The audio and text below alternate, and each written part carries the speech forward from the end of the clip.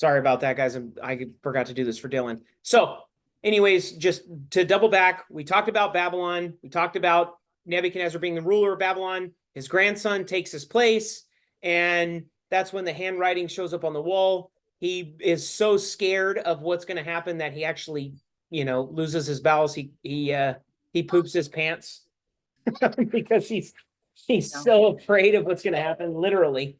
And then we see Cyrus, and Cyrus comes into the scene. And the first thing that happens is Cyrus tells the Jews they're free to go back to their land. And so that's where we read about Ezra. We just got out of the book of Ezra. And also at some point during this time is when we read about Esther. Because remember, Esther ends up marrying one of the Artaxerxes. So that it kind of falls all in this time period. So Ezra goes out, they're able to rebuild the temple, they rededicate the temple, and they're able to have their sacrifices, but they actually never finished the wall.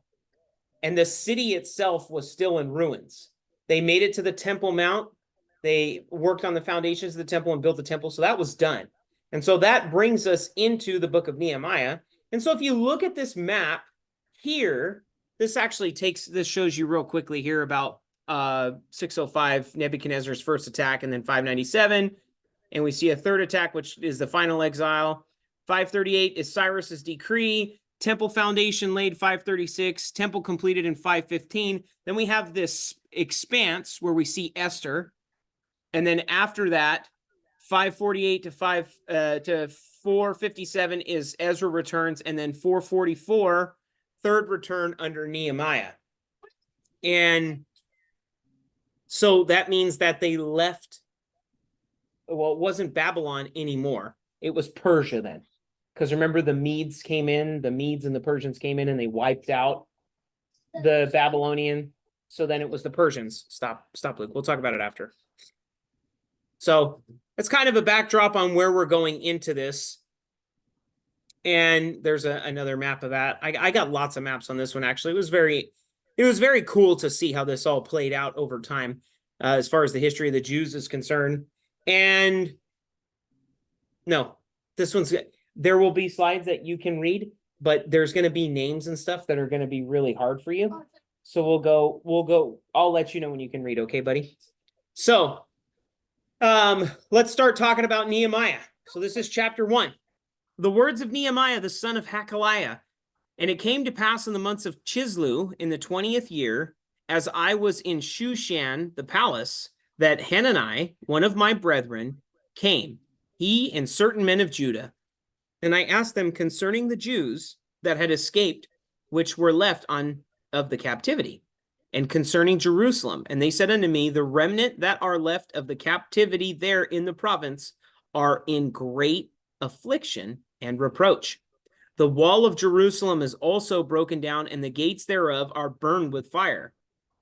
And it came to pass, when I heard these words, that I sat down and wept and mourned certain days, and fasted and prayed before the God of heaven, and said, I beseech thee, O Lord God of heaven, the great and terrible God that keeps the covenant and mercy for them that love him and observe his commandments.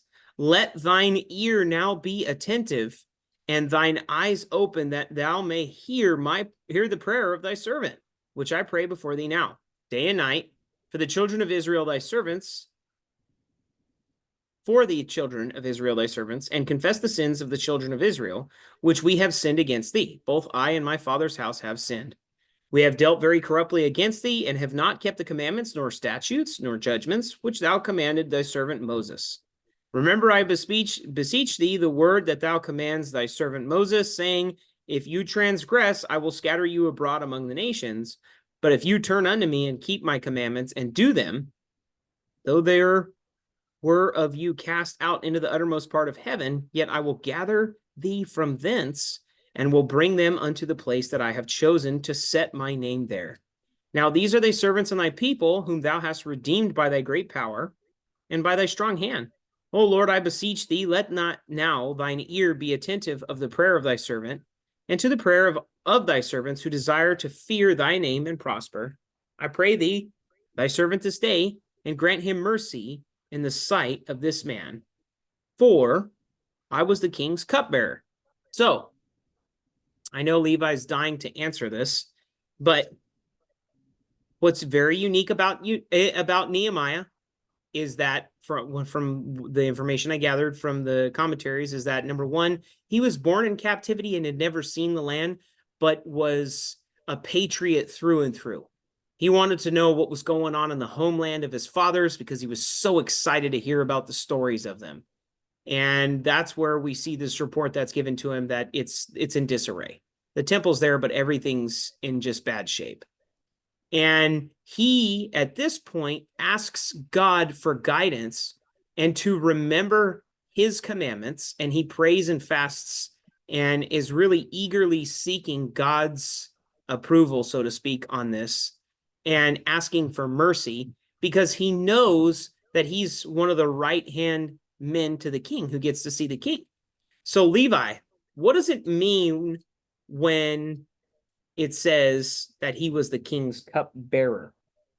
No, it means that he was the poison checker for the food and the wine. Right. So a lot of people, when they read that in the stories that are out there, especially the kids' stories, because I watch them with the kids all the time, is you would assume that he's essentially carrying the wine. He's just carrying the cup to the king. And when I was listening to Chuck Misler, he says that the way that the word's actually broken down is that this guy's job was to make sure that the food wasn't poison. He was the taste tester, which the king would know it's poison. Right. Right. So yeah, I would imagine it wasn't a favored job, but he loved the king. So here I have some pictures of you guys. This is a house in Jerusalem around the time period where you can see the walls have been broken down and that it was burned on the inside. And then this is another. No, those are just regular pottery, and it's behind a glass window for us to observe. That was probably someone's living room. It's not crystal. So that gets us into chapter 2. And we see that some time has taken place. And let's go ahead and read the first line. And it came to pass in the month of Nisan, in the 20th year of Artaxerxes the king, that wine was before him. And I took up the wine and gave it unto the king. Now I had not been before time sat in his presence. So I'm going to scale back. Michelle, I don't know if you can hear me. Okay. But while you're unmuting yourself, if you remember when we read the book of Esther, Esther wanted to make a petition to the king and she prayed and fasted. Why was she so concerned about going to see the king without being first called? Is someone trying to kill him? No. Nope. Oh, yes, Mom. So Mom's partially right. Levi, let's hear what you have to say. Because sometimes if you go to the king and ask them something, sometimes the king would kill you. Okay. Yeah, if you tried to approach him without being told, he would kill you. But she was going to tell him something. So your dad actually had the best response. You needed to have an appointment, which is the truth. You had to have an appointment. And the reason being is that the king didn't have all these types of engagements because it would be an easy target, right? So they would keep him on the innermost parts of things. So if you are the cupbearer, you're in a very close network with the king that you would see at all times. So it's a very unique place to be. And we remember from Esther, she prayed and prayed and prayed because she was afraid if she approached the king and he didn't stretch out his royal scepter to her, then she would be killed, right? So the other thing is you couldn't be sat around the king. You weren't there. According to Misler and some of these other scholars, there was penalties for the way that your behavior was around the king, even being sad.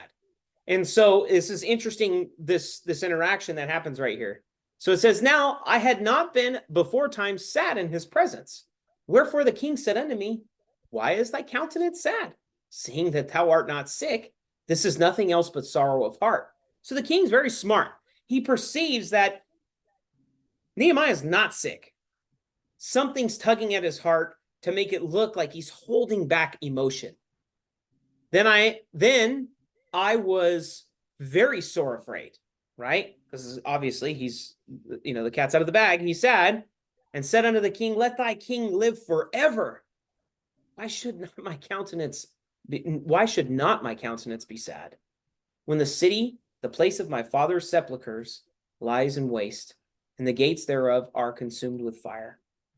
So he's very careful here, and all the scholars point this out, is because Jerusalem and Israel is kind of a thorn in the side of all the kingdoms. And it's because these people seek after God. God is their king, nobody else, right? And so we see that there's often a lot of opposition. So in this instance, he is sharing that he's upset because basically where his grandpa, and his fathers lived, where their graves are that he goes to visit, is burned down with fire and is in ruins. I'm confused because you said if you kind of your behavior if you were sad, and Nehemiah was kind of, and the king thought he was sad. Okay. Then why didn't you kill him? Because the king chose to listen to what he had to say first. The king perceived that something was wrong, and he noticed that Nehemiah wasn't sick. So he gave Nehemiah an opportunity to present his case. And right? the kings wouldn't do that if they knew. I don't know. So moving on. Then the king said unto me, for what will you make a request? So I prayed to the God of heaven. So I love this part because he doesn't immediately provide an answer, but he prays first. So I prayed to the God of heaven, and I said unto the king, if it please the king, and if thy servant have found favor in thy sight, that thou would send me to Judah, unto the city of my father's sepulchres, that I may build it. And the king said unto me, the queen sitting by him also, for how long shall thou journey be, and when will you return?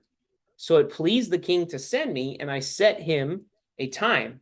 Moreover, I said unto the king, if it please the king, let letters be given to me, to the governors beyond the river, that they may convey me over till I come into Judah.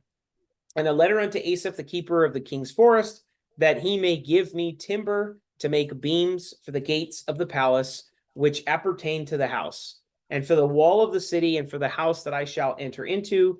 And the king granted me according to the good hand of my God upon me. So the king, immediately we can see that the king is telling Nehemiah, well, how long are you going to be gone? And so he tells him 52 days. No, he doesn't tell him that. No. So Levi's getting ahead of the game. He's read. Levi's very excited about this book, so you'll hear lots of answers coming out of him. So not only does the king grant him his wish, he, instead of just asking to go visit the sepulchres, he's now asking for the farm, and he gets it.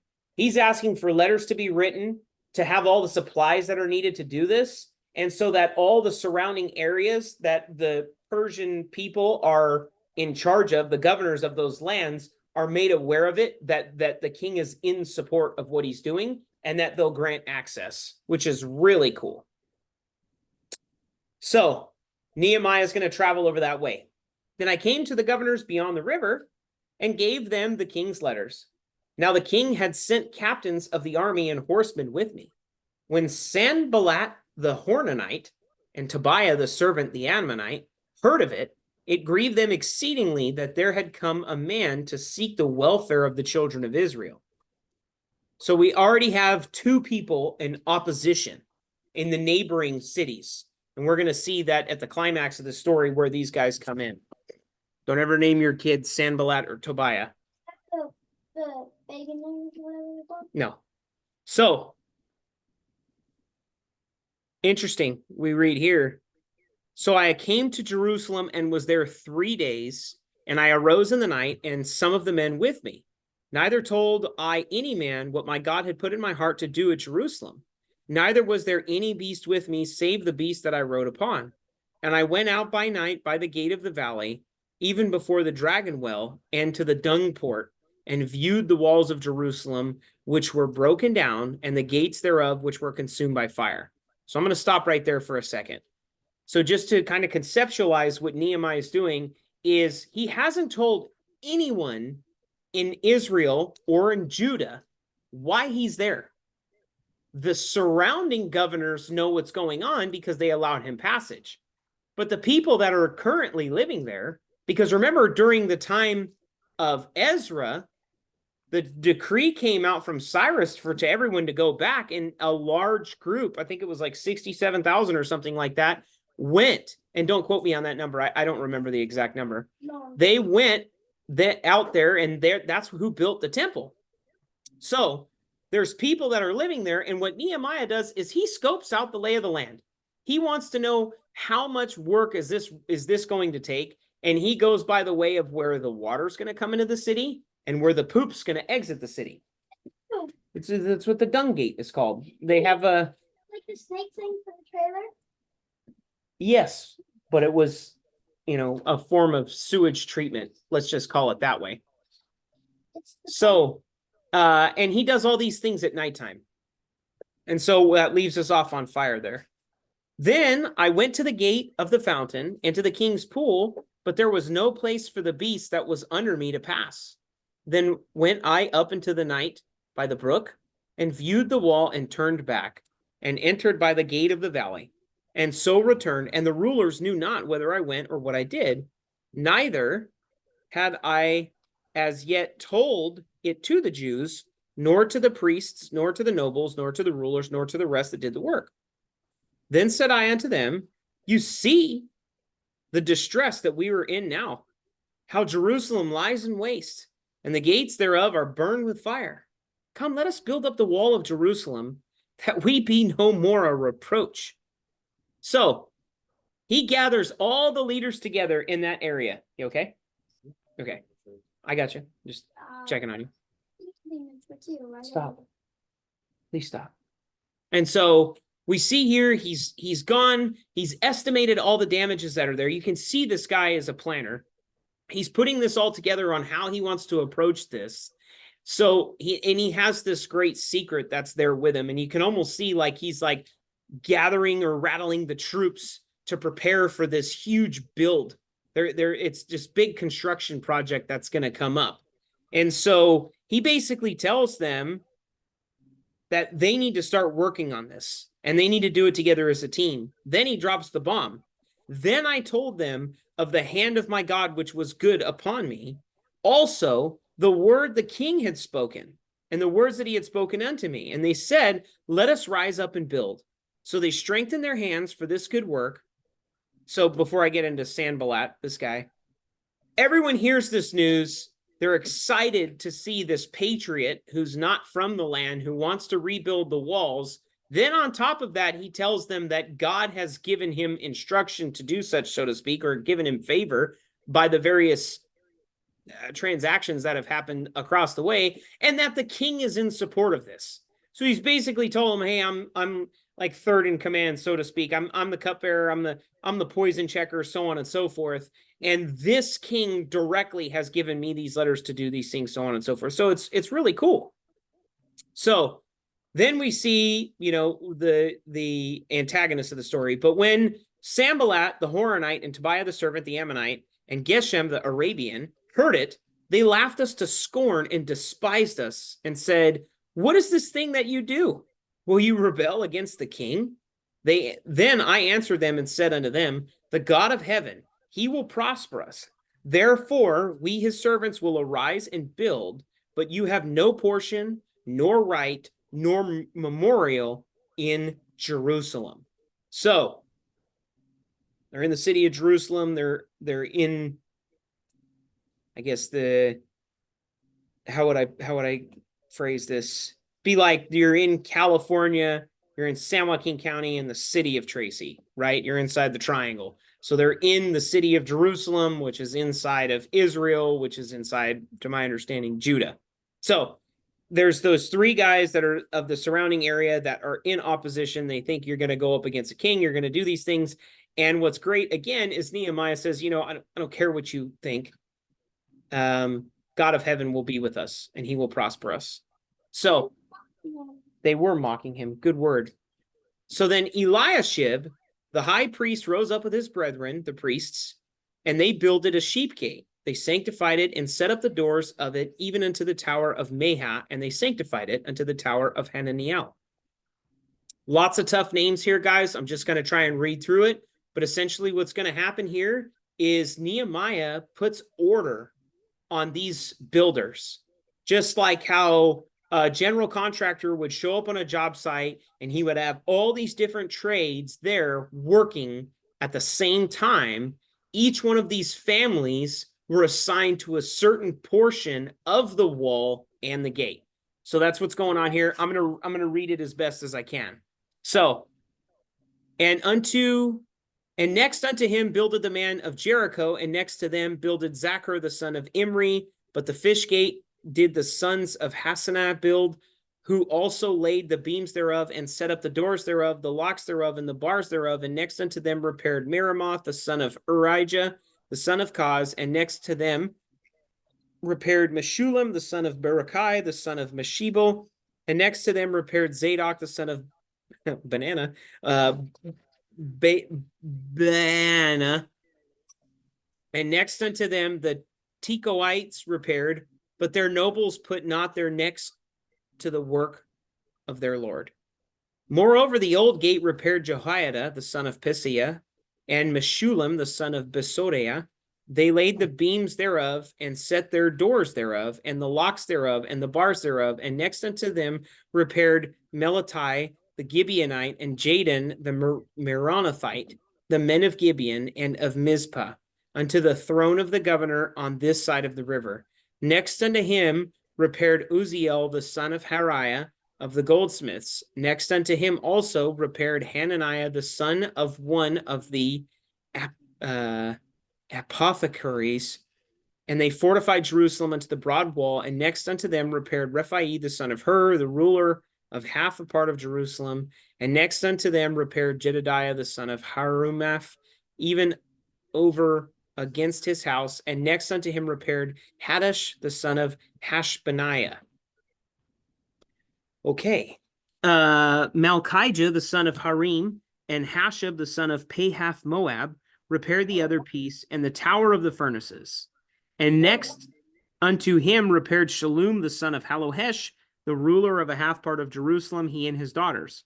The valley gate repaired Hanuam, and the inhabitants of Zanoah, they built it, and set up the doors thereof, the locks thereof, and the bars thereof, and the 1,000 cubits on the wall unto the dung gate. But the dung gate repaired Malchiah, the son of Rechab, the ruler of the part of Beth-Haccherem. He built it, and set up the doors thereof, the locks thereof, and the bars thereof. But the gate of the fountain repaired Shallum, the son of Kolhozor, the ruler of a part of Mizpah. He built it and covered it, and set the doors thereof, and the locks thereof, and the bars thereof, and the wall of the pool of Siloah by the king's garden, and unto the stairs that go down from the city of David. After him repaired Nehemiah, the son of Azbuk, the ruler of half the part of Bethsur, unto this place over against the sepulchres of David, and unto the pool that was made. And unto the house of the mighty. After him repaired the Levites, Rehum, the son of Bani. Next unto him repaired Hashabiah, the ruler of half a part of Kaliah, in this part. And after him repaired their brethren, Bavi, the son of Henadad, the ruler of half a part of Kaliah. And next to him repaired Ezer, the son of Jeshua, the ruler of Mizpah, another piece over against the going up of the armory. And at the turning of the wall, after him, Baruch, the son of Zabai, earnestly repaired the other piece from the turning of the wall unto the door of the house, unto Eliashib, the high priest. After him repaired Meremoth, the son of Urijah, the son of Koz, another piece from the door of the house of Eliashib, even to the end of the house of Eliashib. And after him repaired the priests, the men of the plain. And after him repaired Benjamin and Hashab over against their house. After him repaired Azariah, the son of Masiah, the son of Ananiah, by his house. After him repaired Binu, the son of Henadad, another piece from the house of Azariah unto the turning of the wall, even unto the corner. Pelalel, the son of Uzziah, over against the turning of the wall, and the tower which lieth out from the king's high house, that was by the court of the prison.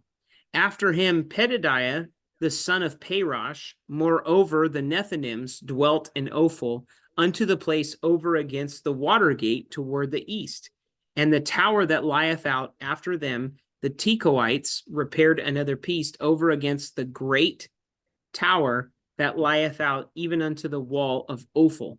From above the horse gate repaired the priests, every one over against his house. After them repaired Zadok the son of Emer over against his house. After him repaired also Shemaiah the son of Shechaniah, the keeper of the east gate. After him repaired Hananiah the son of Shelmaliah, and Hanun the sixth son of Zalaph, another piece.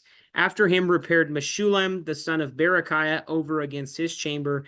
After him repaired Malchi the goldsmith's son unto the place of the Nethinims, and of the merchants over against the gate of Mifkad, and to the going up of the corner, and between the going up of the corner unto the sheep gate repaired the goldsmiths and the merchants.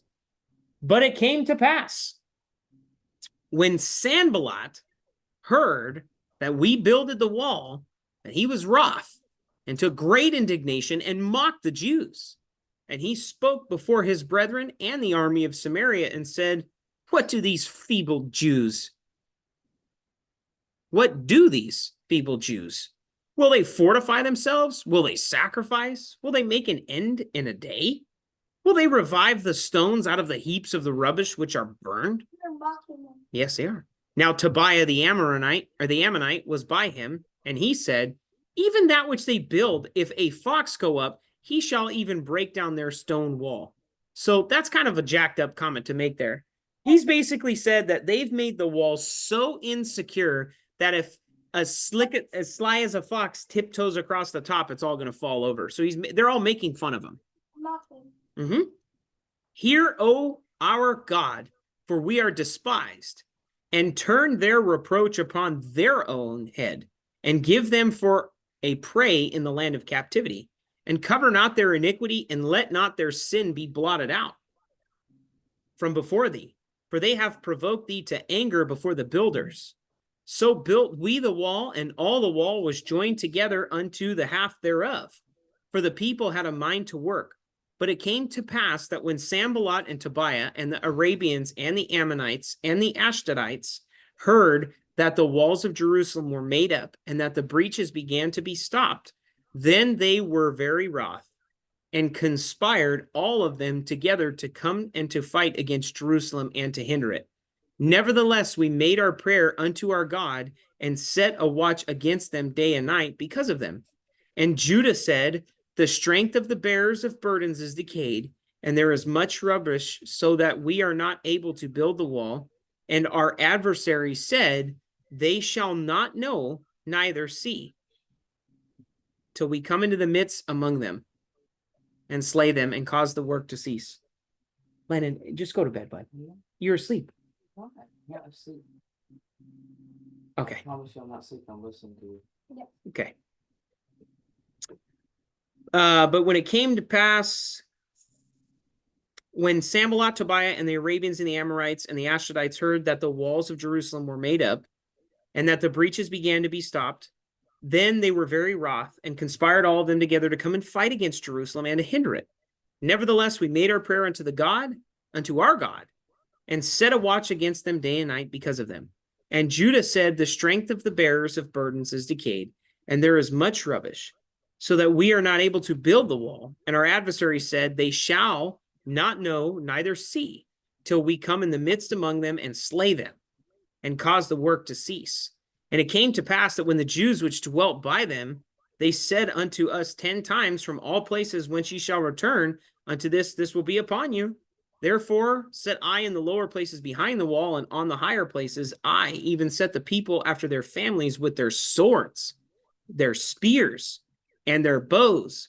And I looked and rose up and sat to the nobles and to the rulers and to the rest of the people. Be not afraid of them. Remember the Lord, which is great and terrible, and fight for your brethren, your sons and your daughters, your wives and your houses. And it came to pass when our enemies heard that it was known unto us, and God had brought their counsel to naught, that we returned all of us to the wall, every one unto his work. And it came to pass from that time forth, and from that the half of my servants wrought on the work, and the other half held them both the spears and shields and bows, and the habergons and the rulers were behind all the house of Judah. They which builded on the wall, and they which bear burdens, and with those that laded, every one with one of his hands wrought in the work, and with the other hand held a weapon. For the builders, everyone had his sword girded by his side, and so builded. And he that sounded the trumpet was by me, and I said to the nobles, and to the rulers, and to the rest of the people, the work is great and large, and we are separated upon the wall, one far from another. In what place, therefore, you hear the sound of the trumpet, resort ye hither unto us, for God shall fight for us. So we labored in the work, and half of them held the spears from rising into the morning until the stars appeared. Likewise, at the same time, said I to the people, let everyone with his servant lodge with Jerusalem, that in the night they may be a guard to us and labor on the day. So neither I, nor my brethren, nor my servants, nor the men of the guard which followed me, none of us put off our clothes, saving that everyone put them off for washing. Okay, so in a nutshell, the last 2 parts of this chapter have been talking about how the co-conspirators and these other nations around they made a plan to lay in wait on the lower sides of the wall to start killing the Israelites that were building this wall. Nehemiah hears about it, prays on it, and makes basically you're carrying a stone in one hand and a sword or a spear in the other. And if you guys have seen people who work on the freeway, they have one guy that's called a spotter. What's the spotter's job, Mike? To spot. Right. So exactly. If you got one guy when you got all these people working on the side of the freeway that's holding an air horn. And if a truck is coming off the road or something like that, they sound the air horn to let everyone know to get away from this tractor trailer that's going to be coming crashing into them, or a car or something along those lines. So what they did is they gave trumpets throughout the areas that they were working on the wall. And so if they heard a trumpet sounded, they would go to help. They would go to battle. And these guys were committed. They had their sword or spear in one hand and were carrying bricks in the other. And I imagine... No, to build the wall. I imagine that these guys were yoked. Because if you're spending day and night carrying stones and cutting stones, and then you also have spears and swords, these guys were probably buff. Oh. You see why? Okay. And there was a great cry of the people and of their wives against their brethren of the Jews, for there were that said, we, our sons and our daughters are many, therefore we take up corn from them that we may eat and live. Some also that were there said, we have mortgaged our lands, please sit normal, that we might buy corn, he broke that, whatever that is, that we may take up corn for them that we may eat and live. Some also were there that said, we have mortgaged our lands, vineyards, and houses, that we might buy corn because of the dearth. There were also that said, we have borrowed money for the king's tribute, and that upon our lands and vineyards, yet now our flesh is as the flesh of our brethren, our children as their children. And lo, we bring into bondage our sons and daughters to be as servants, and some of our daughters are brought unto bondage already. Neither is it in our power to redeem them, for other men have our lands and vineyards. And so we see, so essentially what's happened here is that these people have committed themselves so much to this work that's being done that they're the people who were more well off, that were their fellow patriots, fellow Judeans, are giving them their corn in exchange for their sons and daughters and their property, which if you remember, when Joshua enters the promised land and they line out, they weren't supposed to get rid of the land. The land was assorted to certain people. And so Nehemiah is going to be really irritated right now. I dare say pissed. And I was very angry when I heard the cry and these words. Then I consulted with myself, and I rebuked the nobles and the rulers and said unto them, you exact usury, every one of his brother. And I set a great assembly against them. And I said unto them, we after our ability have redeemed our brethren the Jews, which were sold unto the heathen. And will you even sell your brothers? Or shall they be sold to us? Then held they their peace and found nothing to answer. I imagine that there was real quiet. There's some heavy repentance going on there because there's some guilt. Also, I said, it is not good that you do it. Ought ye not to walk to the fear of our God because of the reproach of the heathen, our enemies? I likewise, and my brethren and my servants might exact of them money and corn. I pray you, let us leave off this usury, restore, I pray you, to them, even this day, their lands, their vineyards, their olive yards, and their houses, also the 100th part of the money, and of the corn, of the wine, the oil, that you exact of them. Then said they, we will restore them and will require nothing of them. So will we do as thou says. Then I called priests and took an oath of them that they should do according to this promise. Also, I shook my lap and said, so God shake out every man from his house and from his labor that performeth not this promise. Even thus be he shaken out and emptied. And all the congregation said, amen, and praise the Lord. And the people did according to this promise. So Nehemiah calls them out. Like, we hear this great cry, these women. I can totally see the women being devastated that their daughters and sons are being sold into slavery, so to speak, to their fellow patriots who've survived coming out of this Babylonian captivity, only to be sold into captivity because their husbands are working on the wall. That Nehemiah says God has given them provision to do such. And so we see Nehemiah calls them on it. And what I think the thing that stands out the most to me that I bolded here at the bottom is that the people recognize their sin and that it was wrong. And oftentimes we see that people don't do anything about it. We see that historically the Jews, more frequently than not, always complained and were unhappy and did the wrong thing for the most part. And not all of them, but select few groups, we read about that quite a bit. But right here we see that they're restoring everything back to them. And I love that. It's a frightening analogy that he gives, is where he takes the dirt from his pockets and he shakes them out.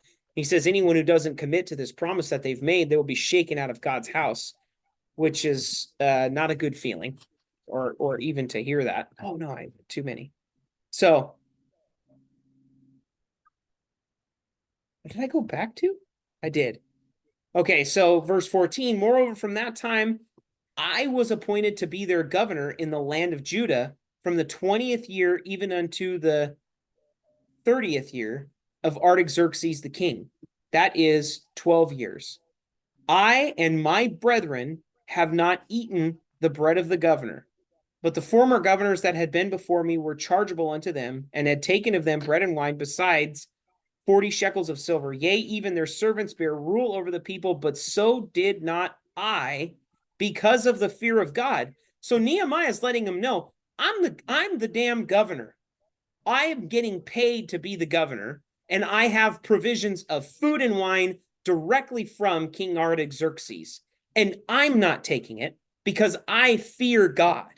Yea, also I continued in the work of this wall, neither brought we any land, or neither bought we any land, and all my servants were gathered thither unto this work. So he's not laying stake of any of this land, and he's willing to work on the wall himself physically. This guy is the perfect example of servant leadership. Servant leadership was something that was big in one of the education programs that I did, and it's are you going to be a leader that's hands-on, and willing to work in the trenches with your employees? And we see Jesus was the perfect example of servant leadership. He was willing to wash the feet of the disciples. More importantly, he was willing to take the penalty, the ultimate penalty for my sin and yours, by dying on the cross for it. So Nehemiah is really embodying that. He's telling them, I didn't take any land, I didn't take any money, I didn't take any food, I didn't take any wine, and I'm working on the wall with you. Why are you guys doing this to each other? So, moving on. Yea, also I continued in this work as well, neither bought any land, and all servants were gathered thither unto work. Moreover, there were at my table 150 of the Jews and rulers, besides those that came unto us from among the heathen that are about us. Now that which was prepared for me daily was 1 ox and 6 choice sheep. Also fowls were prepared for me. and once in 10 days store of all sorts of wine. Yet for all this required not I the bread of the governor, because the bondage was heavy upon this people.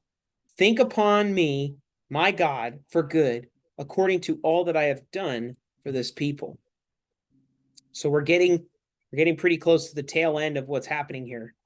Now it came to pass when Sanballat and Tobiah and Geshem the Arabian and the rest of our enemies heard that I had builded the wall and that there was no breach left therein, though at the time I had not set up the doors upon the gates, that Sanballat and Geshem sent unto me, saying, Come, let us meet together in some of the villages in the plain of Ono. But they thought to do me mischief. And I sent messengers unto them, saying, I am doing a great work, so that I cannot come down. Why should the work cease while I leave and come down to you? Yet they sent to me 4 times after this sort, and I answered in the same manner.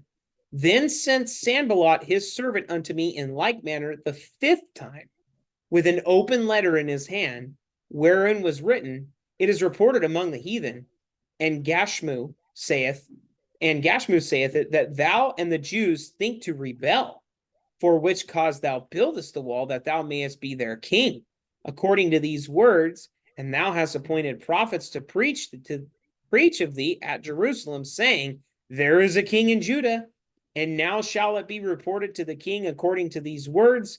Come now, therefore, and let us take counsel together. So they're eagerly trying to get him out of the land, obviously to lay an ambush and kill him. And he is saying, no, I'm not going out there. They devised to write him a letter saying, oh, well, maybe this message will get back to the king. They're trying to blackmail him. And Nehemiah says, Then I sent unto him, saying, There are no such things done as thou says, but thou feignest them on thine own heart. For they all made us afraid, saying, Their hands shall be weakened from their work, and it shall that it shall not be done. Now therefore, O God, strengthen my hands. Afterward I came into the house of Shemaiah, the son of Delilah, the son of Mehetabel, who was shut up. And he said, Let us meet together in the house of God, within the temple, and let us shut the doors of the temple, for they will come to slay thee. Yea, in the night they will come to slay thee. So this is pretty interesting, because what this person's saying is like, hey, don't go way out into the wilderness, because your enemy's lying in wait to kill you. That's what's going to happen. Why don't you and I meet secretly inside the temple? Well, can any person go into the temple? No. Yes. No. Only who? Only who people? Only the priest. Levi Landon is correct. Only the priest was allowed in the temple. And what happened when someone went into the temple that wasn't allowed in the temple? The temple was dirty, and it'd have to go through an entire process of ceremonial cleansing. They had to do all the sacrificing, so on and so forth. So they're basically telling Nehemiah, hey, we're going to help save your butt here, but you got to come in here and talk to us. And that's why I have it bolded here. Let us meet together in the house of God within the temple, and let us shut the doors of the temple, for they will come to slay thee, yea, in midnight, and in the night they will come to slay thee. And I said, should such a man as I flee? And who is there that, being as I am, would go into the temple to save his life? I will not go in. And lo, I perceive that God had not sent him, but that he pronounced this prophecy against me, for Tobiah and Sanballat had hired him. Therefore was he hired, that I should be afraid and do so and sin, and that they might have matter for an evil report, that they might reproach me. My God, think thou upon Tobiah and Sanballat according to these their works, and on the prophetess Nadoi and the rest of the prophets that would have put me in fear. So he perceives, my favorite statement about this is like, if you guys, and it's so funny because today we just came back from this funeral, and we're honoring this man, Tim, who just was a hero. He ran towards the face of a fire. He ran towards adversity, whatever the situation may be. He was part of a strike team, and he didn't flee. And what we see here in Nehemiah is it says, and I said, should such a man as I flee? So everything is surrounded around you to have all these negative things happening, right? And if you're not trusting in God, that's basically what's happening here, is that he's basically saying, I'm telling everyone that I preach this, I preach this, and now I'm going to run away. And so I love his response to this. Should such a man as I flee? And then he perceives later on that this was all contrived. They came to him and said, hey, we prophesy that it's going to happen. God has given us this information. How dare someone say that? You know what I mean? Think about that. And That's what they did in Nehemiah. this is Nehemiah. I know. So that's what they tried to Nehemiah. So that brings us into the middle of chapter 6, which just blew my mind. Levi's right. How many days did it take to finish the wall around Jerusalem? 52 days. So the wall was finished in the 25th day of the month of Elul in 52 days. And it came to pass that when all our enemies heard thereof, and all the heathen that were about us saw these things, that they were much cast down in their own eyes, for they perceived that this work was wrought of our God. Moreover, in those days, the nobles of Judah sent many letters unto Tobiah, and the letters of Tobiah came unto him. For there were many in Judah sworn unto him, because he was the son-in-law of Shechaniah, the son of Arah, the son of Johanan, had taken the daughter of Meshullam, the son of Berechiah. Also, they reported his good deeds before me, and uttered my words to him, and Tobiah sent letters to put me in fear. And I have us shutting down there. There's 10 chapters in this book, from what I recall. Just go ahead and finish the rest of Nehemiah. It's a short read. Lots of genealogy is transpiring, something that we saw in Ezra as far as the families are concerned. So it's going to be a tough read next week, and be thinking about that next book. On that note, is there any questions that you guys have on the reading? Oh, Hold on real quick, Levi. Why isn't this? What just happened? I too. Okay.